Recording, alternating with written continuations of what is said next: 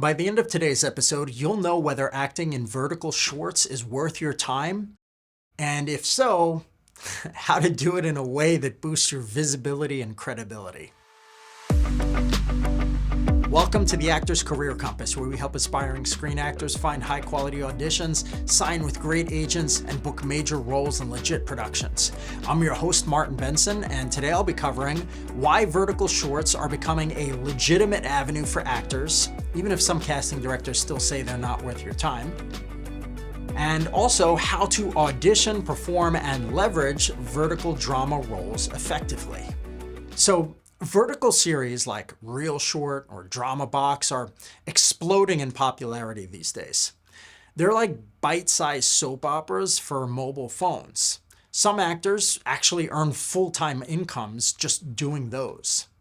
Platforms are basically slicing stories into 1 or 2 minute episodes with cliffhangers and dramatic techniques that really do keep people hooked. These shoots often happen in cities like New York and LA, and they oftentimes do pay fairly well, even for supporting and background roles. Now, before we dive in, if you're watching this on YouTube, I'd actually like for you to take a minute and just kind of drop a comment down below. Do you agree or disagree with acting in vertical shorts? Pause the video and write down your answer and why, and then come back, okay? Now don't worry, I'm not going to critique or disagree with anybody whatever opinion you have, I am actually curious to know. I'm gonna personally respond to as many comments as I can, and I'll share details in this video, but I would love to hear from you because a lot of people do have a lot of different opinions on this sort of thing. So I'm generally the type of person who likes to kind of step a little bit outside the box and think of things in a different way. So I personally believe that vertical shorts are a pretty decent opportunity if you're still trying to get more auditions and bookings. Why? Well, because most working actors actually refuse to perform in them. They say that they're a joke. And so this means that the competition is way less, right? So if you're a halfway decent actor, you can book a lot of paying speaking roles in these vertical shorts. Remember what people said years ago about AI? Oh, it's a joke, it's going nowhere. They said the same thing about social media and online dating and streaming platforms, right? All of these things, there's so many things that are new and are laughed off and not taken seriously. But the people who see them as an opportunity and act now, in many cases, they get a bigger payoff later on, right? Bitcoin, for instance, okay? Everyone used to be like, are you kidding me? And the people who invested in it went somewhere. Now, vertical shorts are becoming increasingly popular, especially with young people, like, Gen Z and Gen Alpha. They have really short attention spans. And of course, it's unfortunate. I don't like to see it, but it is what it is. And so I say, take action on this before the competition starts to shoot up.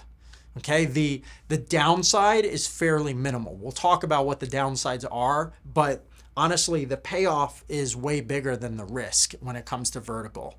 So how do you get started in vertical shorts?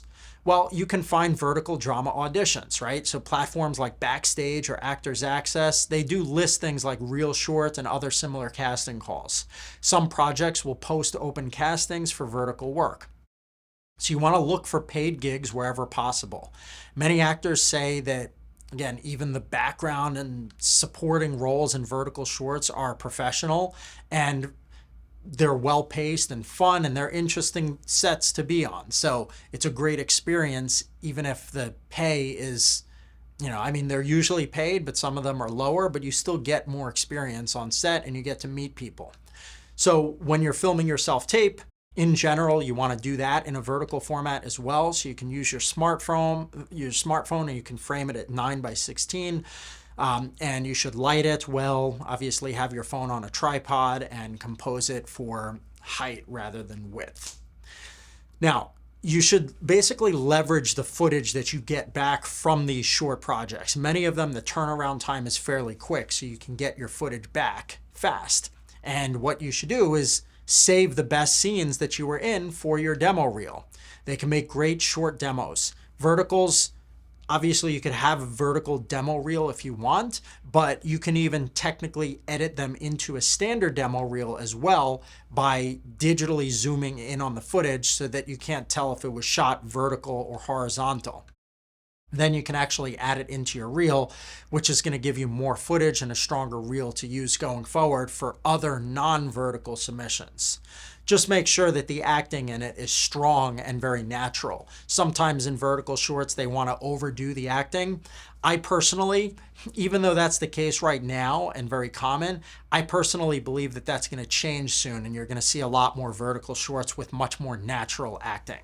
So I say, like, don't go crazy with the overacting unless you're specifically directed that way on set. Now, what are some of the downsides or the risks, and how do you navigate them? Well, some vertical dramas do use AI written scripts, or they have like just terrible writing. So I do recommend that you be somewhat selective about the types of projects that you're going to work on. If you think that something is really bad, or even if it's like offensive or something, reconsider accepting the role. Some casting directors and agents, they're not going to take those types of jobs seriously.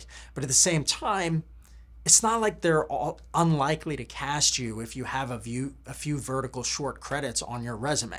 They're so common these days, and so many actors are doing them that basically an agent or a casting director, as long as you're acting for your regular reel and all the things that they see in your profile, and an audition that you do is really strong and natural, they're not going to care that you did some vertical projects. Just be sure, again, that you avoid anything with the over-the-top fake acting that sometimes you see in those vertical projects, okay? So like I said, the risk is fairly minimal, but right now the opportunity is pretty big. So I definitely recommend trying to submit to more of those things, build up some credits, build up some real footage, and get some more experience, meet people on set, take their names and contact information down so you can keep in touch with them, and those things could potentially lead to some stuff later on down the line. Thanks for listening. If you found today's episode helpful, I would really appreciate if you could leave a review, as it does help more actors find this podcast. So just go to ratethispodcast.com/actor success.